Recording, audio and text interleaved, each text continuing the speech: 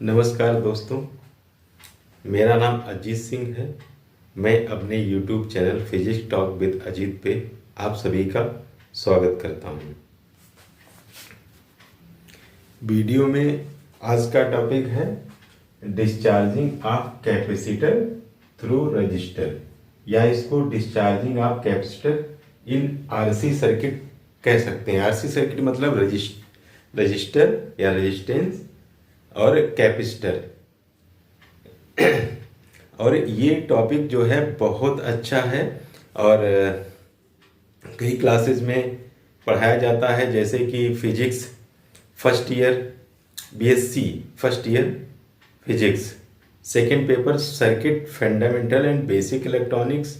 उसके बाद जो डिप्लोमा इंजीनियरिंग है, डिप्लोमा इन इलेक्ट्रॉनिक्स इंजीनियरिंग, उसके बाद बीटेक में भी है।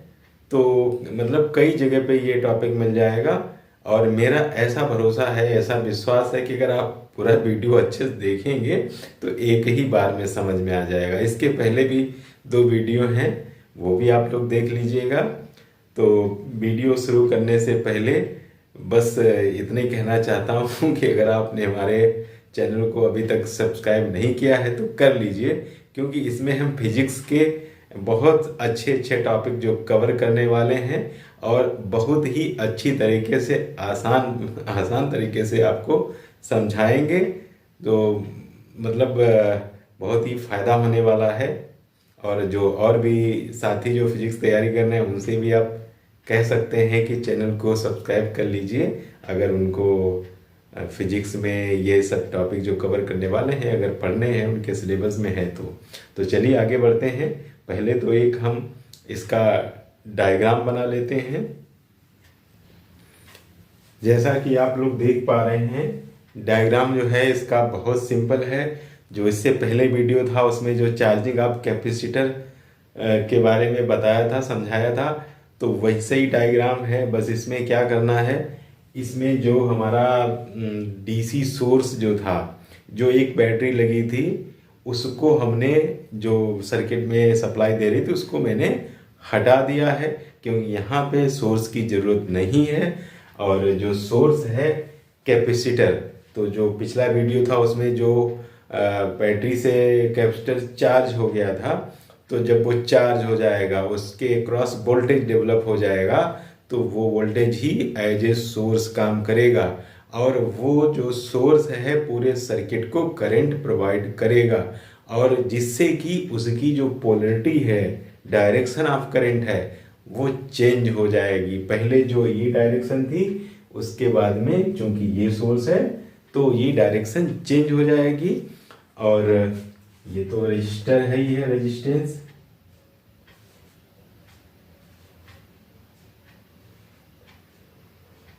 और ये है कैपेसिटर, इसके क्रॉस वोल्टेज ड्रॉप होगा, इसको V1 मान लेते हैं। क्या होगा, जो ओम्स लॉ है उसमें क्या होता है, RI, मतलब जो वोल्टेज होता है वो उसके रेजिस्टेंस और करंट के प्रोडक्ट ही होता है।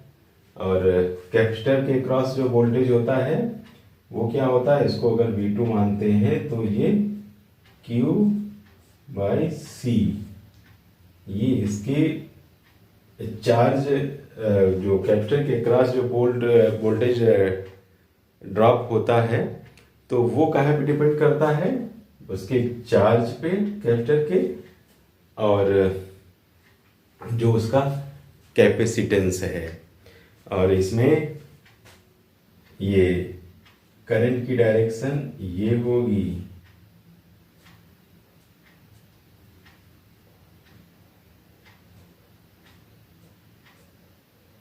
ये करंट की डायरेक्शन है। और ये सर्किट में ये इस तरह से ये लूप पूरा करेगी। कब, जब ये जो की लगी है ये क्लोज होगी। की मतलब एक स्विच है, जब स्विच क्लोज है तो सर्किट एक्टिव मोड में आ जाएगा। आगे बढ़ते हैं। Let us consider a capacitor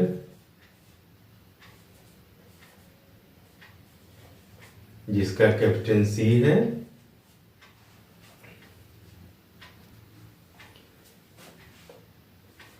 of capacitance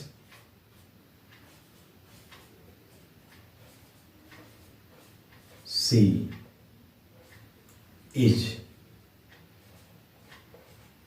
connected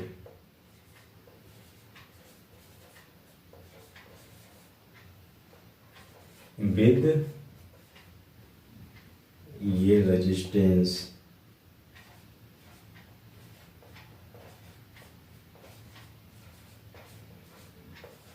of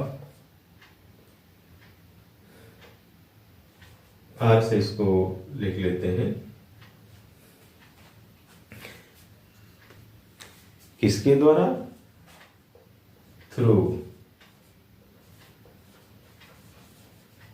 ए की इन सीरीज।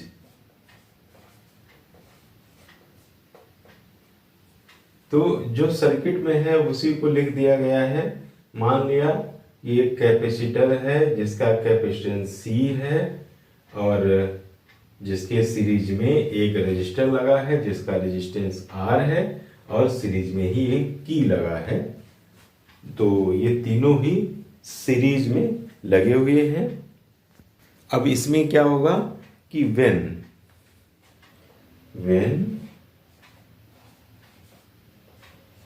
के की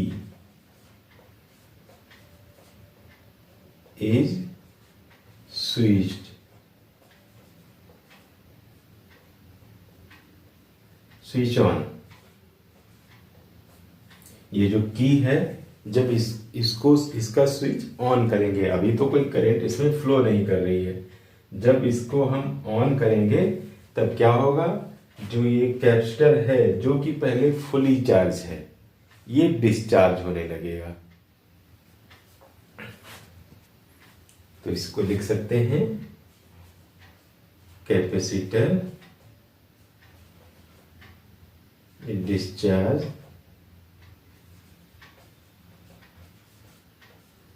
थ्रू रजिस्टर। बस सर्किट में सिंपल यही तो है कि जैसे हम की को ऑन करेंगे ये सर्किट एक कंप्लीट हो जाएगा, करंट फ्लो करने लगेगी। क्योंकि रेजिस्टेंस लगा है तो इसलिए जो इसका चार्ज है धीरे धीरे कम होने लगेगा। क्लियर है? ये फिगर इसको 1 लिख लेते हैं।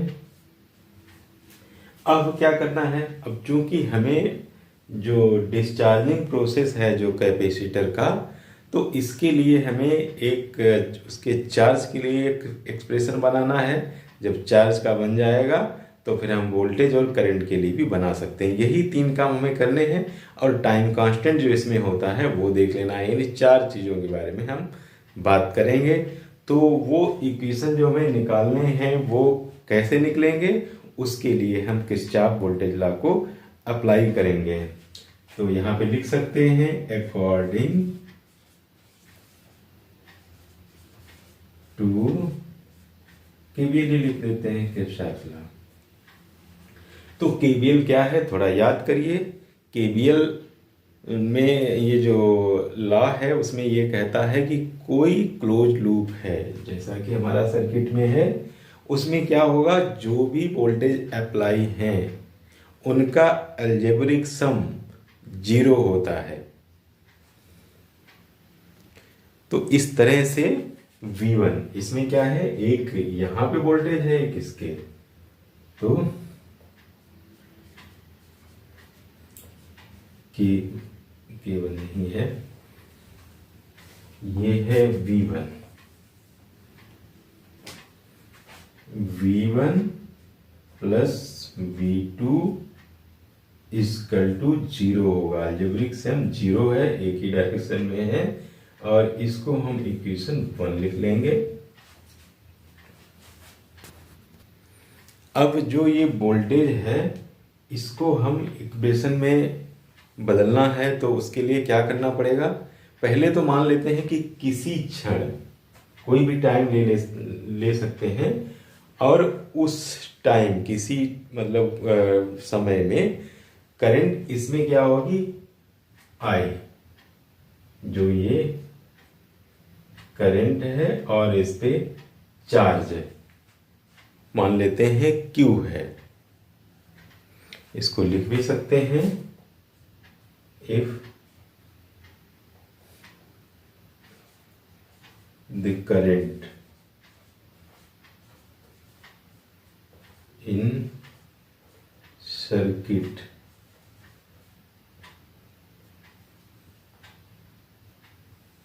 current in circuit at time t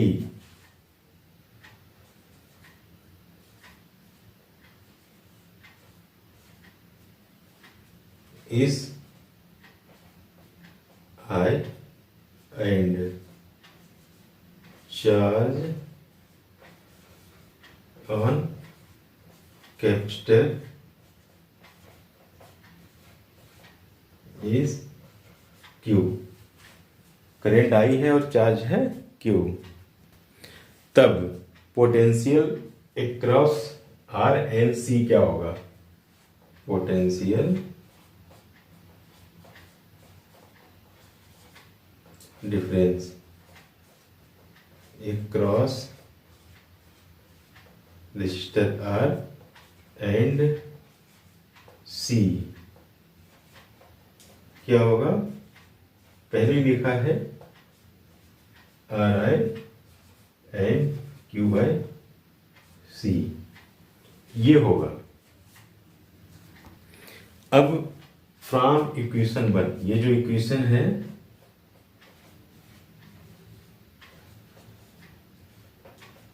क्या करना है, जो हमने वोल्टेज इसके क्रॉस देखे हैं वो इनकी वैल्यू लिख देना है। तो V1 क्या होगा, R I plus Q upon C equal to 0। अब इसको राइट में भेज देते हैं, इसको R I equal to minus Q by C. अब इसमें आई है, आई क्या होता है, जो डिफरेंशिएट करते हैं with respect to time charge को, वही होता है I. R into D Q upon D T लिख सकते हैं, equal to minus Q by C. आगे क्या करते हैं कि इसको थोड़ा सिंप्लीफाई करते हैं, डी क्यू और क्यू को इधर ले आए अपॉन क्यू इक्वल टू, ये आर नीचे चला जाएगा, -1 अपॉन आर सी, ये हो जाएगा डी टी। इसको इक्वेशन 2 लिख लेते हैं। अब आगे क्या करना होगा, इसको इंटीग्रेट कर लेते हैं, इंटीग्रेटिंग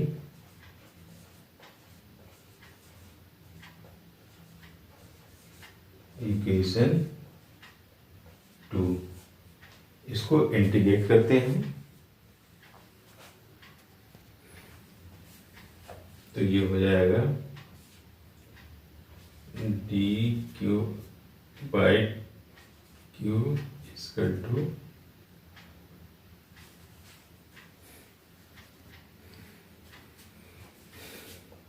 -1 अपॉन आर सी बाहर लिख लेंगे और इंटीग्रेशन लगा के ये टी टी हो जाएगा।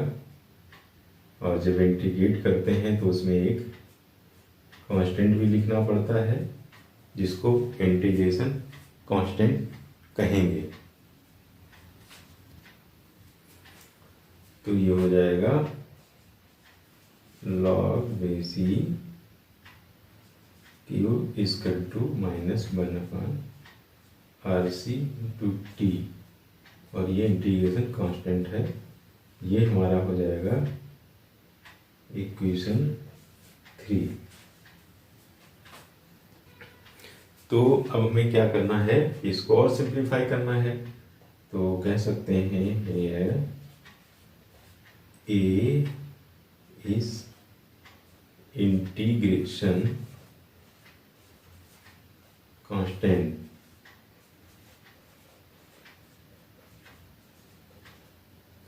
And can be determined by initial conditions। जो इनिशियल कंडीशन है वो क्या है कि इनिशियल मतलब शुरुआत में टी समय क्या है 0, इसको लिख सकते हैं व्हेन टी इक्वल टू 0, तब चार्ज क्या होगा, ये जो कैपेसिटर है फुली चार्ज है, तो इसलिए Q equal to Q naught कह सकते हैं। क्यू नॉट मतलब मैक्सिमम जो चार्ज है वो इस पे है। Using equation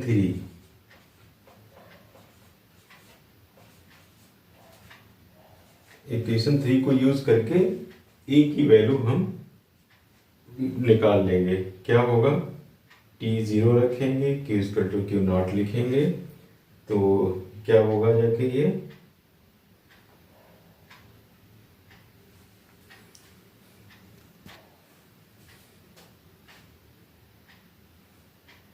log base e Q not हो जाएगा -1/RC, टी 0 है प्लस ए, यानी ए जो है हो जाएगा log बेसी क्यू नॉट,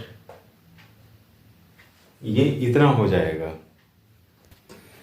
इसको इक्वेशन 4 लिख लेंगे। अब क्या करना है, from equation 3 and 4 we can write, जो इक्वेशन 4 है और इक्वेशन 3 है, क्या करना है कि ए की वैल्यू सिर्फ इसमें रख देनी है इक्वेशन 3 में, और फिर देखते हैं ये क्या बनता है। ये मिटा लेते हैं।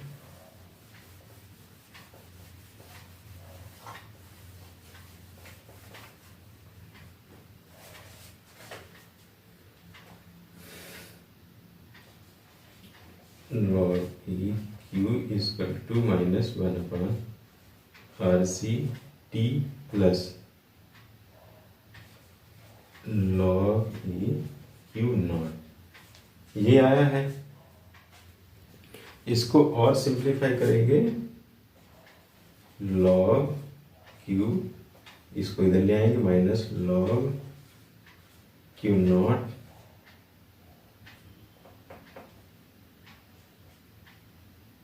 Equal to -1/RC t। यहाँ पे क्या हो जाएगा, log q naught equal to -1/RC t। अब इसको आगे सॉल्व करने पे इसका लॉग हटा देंगे, तो क्या होगा, q naught equal to e to power minus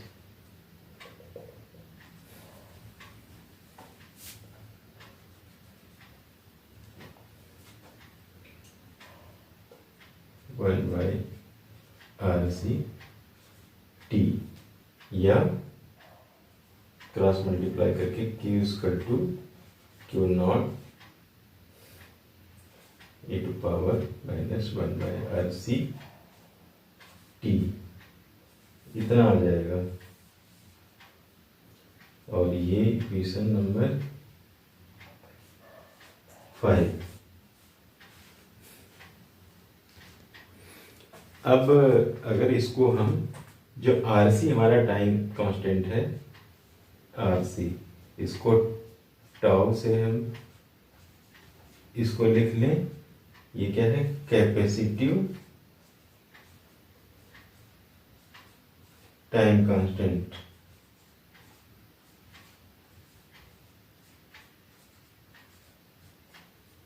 तो आरसी की जगह पे हमें क्या लिख देना है,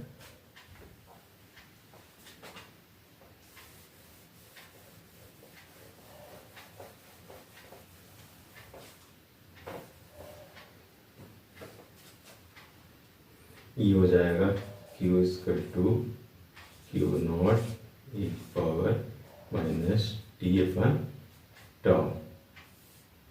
ये हो जाएगा इक्वेशन नंबर 6।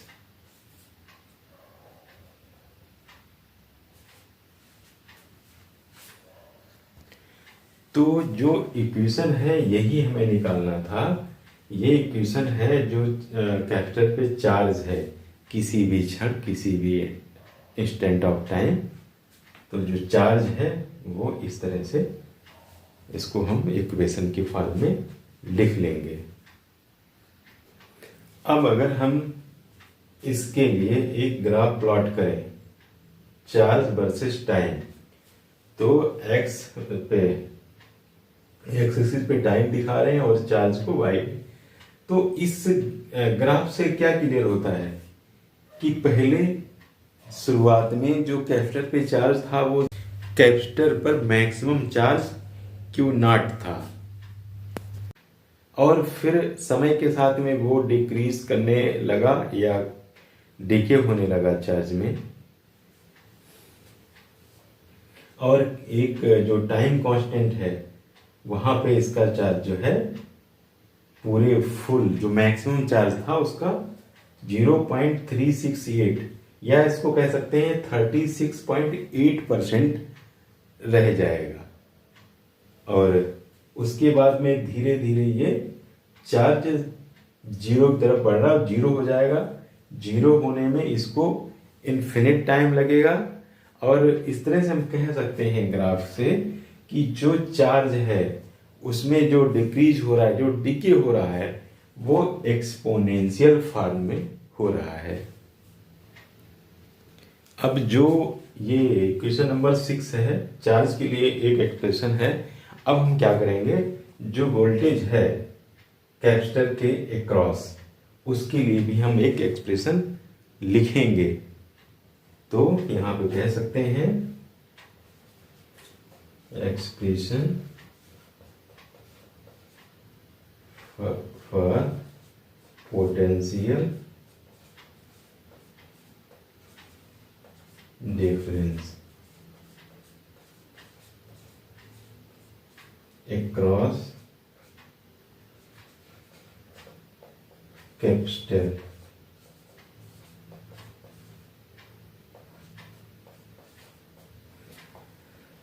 तो फ्रॉम इक्वेशन 6, ये जो है इसी से हम देखेंगे। तो Q जगह पे हम सी भी लिख सकते हैं, और जो Q नॉट है उसके उसमें C और E, क्योंकि मैक्सिमम चार्ज किसके बराबर होगा, जो पहले जो बैटरी लगी थी, बैटरी के द्वारा ही जितना बैटरी का चार्ज था उसी के अकॉर्डिंग ये कैपेसिटर चार्ज हुआ था।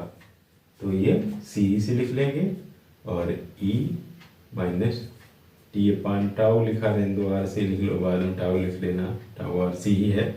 तो ये सी कैंसिल हो जाएगा, तो ये V equal to E power T by R सी।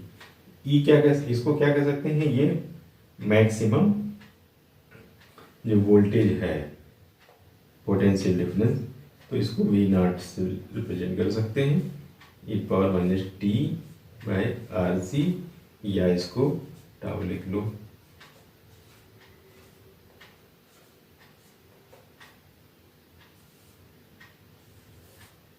ये हो गया इक्वेशन 7। अब हम करंट के लिए भी एक इक्वेशन लिख सकते हैं।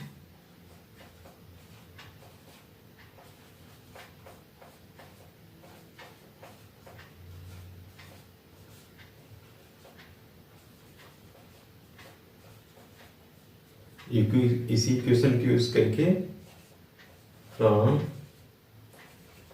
इक्वेशन 6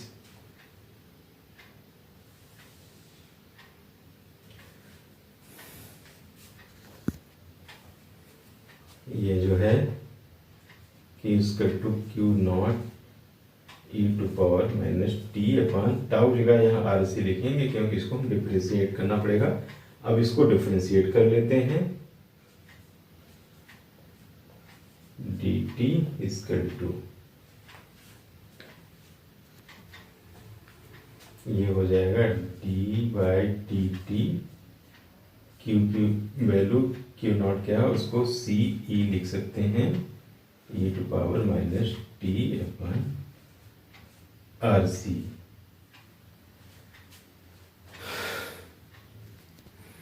क्या होगा ये इसका टू सी बाहर ले लेते हैं E to power minus T upon R C into 1/RC। अब क्या करना है इसको 1/RC एकदम बाहर ले आते हैं into C E to power minus T upon R C. अब इसमें सी और सी कट जाएगा तो ये क्या होगा D Q by D T equal to minus E by R E to power minus T upon R C. अब जो ई आर है ये क्या है मैक्सिमम करंट इसको कह सकते हैं क्योंकि जो ओम्स लॉ है उसी से इसको हम आई नॉट लिख सकते हैं।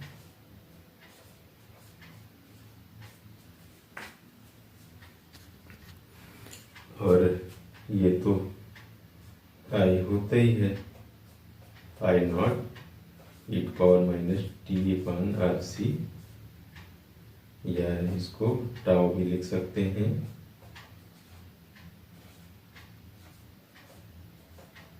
ये हमारा इक्वेशन जो हो गया 8।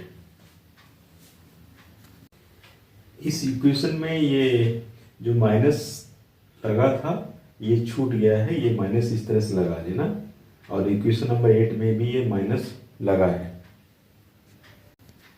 तो अगर हम करंट का जो एक्सप्रेशन है उससे अगर हम ये ग्राफ एक प्लॉट करें टाइम और करंट के साथ में तो कुछ इस तरह का आएगा कि पहले शुरुआत में करंट जो है मैक्सिमम फ्लो करेगी,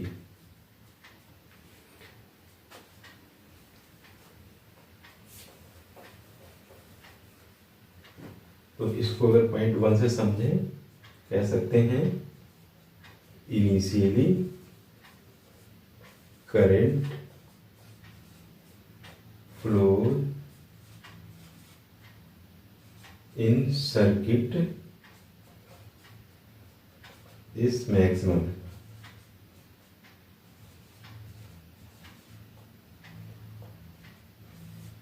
दूसरा पॉइंट में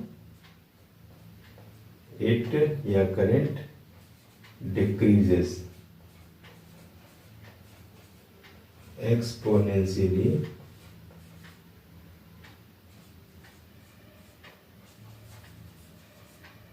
and it becomes zero in infinite time। Infinite time में ये करंट जो है मैक्सिमम बह रही थी फ्लो हो रही थी वो धीरे धीरे जीरो हो जाएगी। अब देख लेते हैं कैपेसिटिव टाइम कांस्टेंट क्या होगा। From equation 6 K equal to Q naught E to power minus T upon tau या आरसी, आरसी लिख देते हैं। तो इसमें जो हमारा ये टाइम कांस्टेंट आरसी जिसको हमने टाउ माना था, ये टाइम, इसकी डायमेंशन जो है एक ही है आरसी और टाइम की, तो इसलिए इसको इक्वल टू टी लिख सकते हैं। तो क्या होगा, Q equal to Q naught E to power minus T upon T, ये कैंसिल हो जाएगा T T, Q equal to Q naught, ये 1 अपॉन ई हो जाएगा, और जो कि क्यू नॉट ई की वैल्यू कितनी होती है 1 अपॉन 2.718। इसको सिंप्लीफाई कर लेंगे तो 1 को 2.718 से जब हम डिवाइड करेंगे तो ये बनेगी क्यू नॉट 0.368, या इसको परसेंट में लिखना है, Q equal to 36.8% Q not, जो मैक्सिमम चार्ज है उसका 36.8%, ये इक्वेशन 9 हो गया। तो इसको कह सकते हैं कि जो ये आया है, it is the time constant in which charge on capacitor decreases to 36.8% of maximum value. तो जो मैक्सिमम चार्ज है कैपेसिटर का, वो इस टाइम कांस्टेंट में, कैपेसिटिव टाइम कांस्टेंट में 36.8% तक डिक्रीज होता है, तो इसको टाइम कांस्टेंट कहेंगे। तो ये रहा आज का टॉपिक। कैसा लगा वीडियो, आप लोग लाइक शेयर करके ज़रूर बताइएगा, और चैनल को आप लोगों ने नहीं सब्सक्राइब किया है तो ज़रूर सब्सक्राइब कर लीजिए। मिलते हैं नेक्स्ट वीडियो में एक नए टॉपिक के साथ। वीडियो देखने के लिए धन्यवाद।